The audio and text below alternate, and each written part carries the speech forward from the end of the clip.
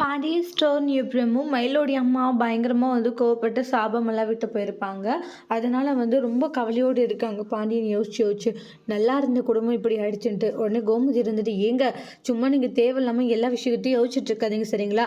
அவங்க சாபம் விட்டால் அது அப்படியே பழிச்சிட்டு போதா என்ன? அதெல்லாம் கண்டிப்பாக பழிக்காது சரியான்றாங்க. சும்மா நீங்கள் எல்லா விஷயத்தையும் நினச்சி கவலைப்பட்டு இருக்காதீங்கன்றாங்க. இல்லை கோமதி, நம்மளுக்கு மட்டும் ஏன் தான் இப்படி ஒன்று போனால் ஒன்று நடந்துக்கிட்டு இருக்குன்னு எனக்கு ஒன்றும் புரியலன்றாங்க. இங்கே பாருங்க, என்ன ஆனாலும் சரி கண்டிப்பாக நீங்கள் ஃபீல் பண்ணாதீங்க. சரணுடைய வாழ்க்கையெல்லாம் நம்ம சரி பண்ணிக்கலாங்கன்றாங்க. இதெல்லாம் ஒரு பிரச்சனையை சொல்லுங்கள். எவ்வளோ பிரச்சனையை பார்த்துட்டோம். நீங்கள் என்னடனா இந்த பிரச்சனைக்கெல்லாம் போயிட்டு நீங்கள் ஃபீல் பண்ணிக்கிட்டு இருக்கீங்க.